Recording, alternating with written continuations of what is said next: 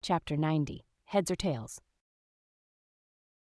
De balena vero sufficit, si rex habeat caput, et regina caudam.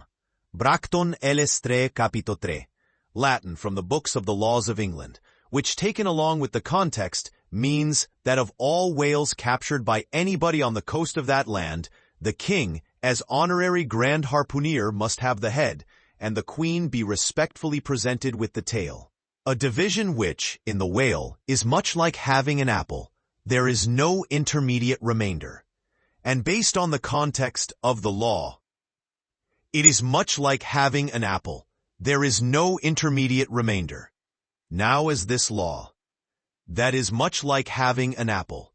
That gets admitted out into our nature, under a modified form, is to this day in force in England, and as it offers in various respects a strange anomaly touching the general law of fast and loose fish, it is here treated of in a separate chapter, on the same courteous principle that prompts the English railways to be at the expense of a separate car, specially reserved for the accommodation of royalty.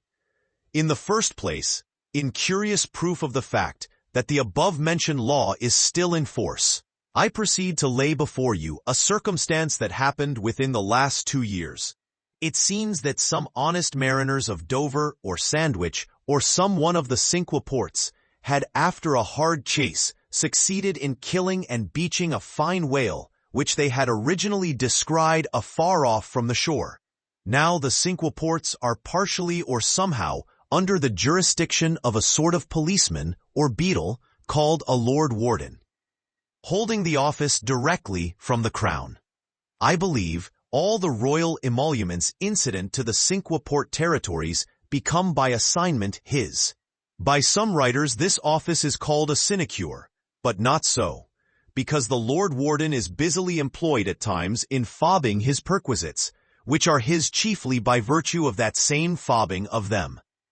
Now when these poor sunburnt mariners, barefooted and with their trousers rolled high up on their eely legs, had wearily hauled their fat fish high and dry, promising themselves a good 150 pounds from the precious oil and bone, and in fantasy sipping rare tea with their wives, and good ale with their cronies, upon the strength of their respective shares, up steps a very learned and most Christian and charitable gentleman, with a copy of Blackstone under his arm, and laying it upon the whale's head, he says, "Hands off!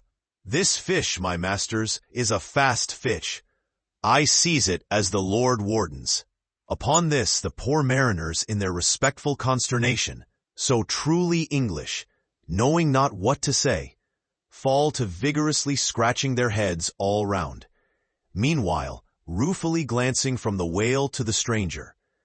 But that did in no wise mend the matter, or at all soften the hard heart of the learned gentleman with the copy of Blackstone. At length, one of them, after long scratching about for his ideas, made bold to speak. "Please, sir, who is the Lord Warden?" "The Duke." "But the Duke had nothing to do with taking this fish?" "It is his. We have been at great trouble and peril and some expense, and is all that to go to the Duke's benefit? We getting nothing at all for our pains but our blisters." "It is his. Is the Duke so very poor as to be forced to this desperate mode of getting a livelihood?" "It is his.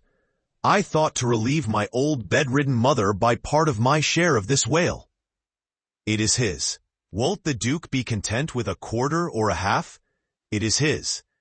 In a word, the whale was seized and sold, and His Grace the Duke of Wellington received the money, thinking that viewed in some particular lights, the case might by a bare possibility in some small degree be deemed, under the circumstances, a rather hard one. An honest clergyman of the town respectfully addressed a note to His Grace, begging him to take the case of those unfortunate mariners into full consideration. To which my Lord Duke in substance replied, both letters were published, that he had already done so, and received the money, and would be obliged to the reverend gentleman if for the future he, the reverend gentleman, would decline meddling with other people's business. Is this the still militant old man, standing at the corners of the three kingdoms, on all hands coercing alms of beggars?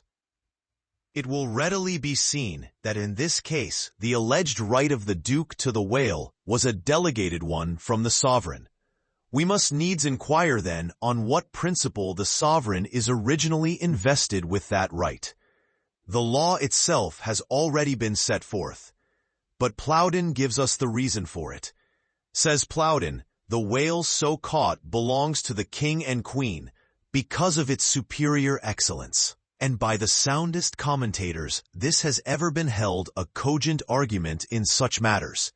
But why should the king have the head and the queen the tail? A reason for that, ye lawyers.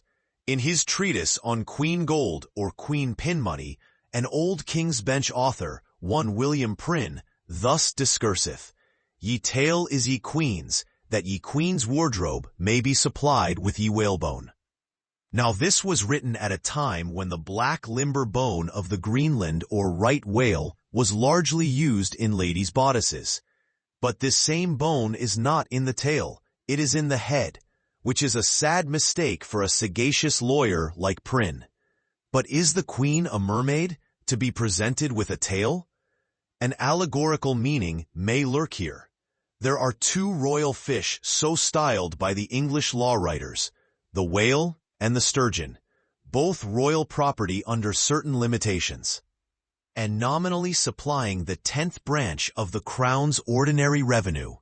I know not that any other author has hinted of the matter, but by inference it seems to me that the sturgeon must be divided in the same way as the whale, the king receiving the highly dense and elastic head peculiar to that fish, which, symbolically regarded, may possibly be humorously grounded upon some presumed congeniality. And thus there seems a reason in all things, even in law.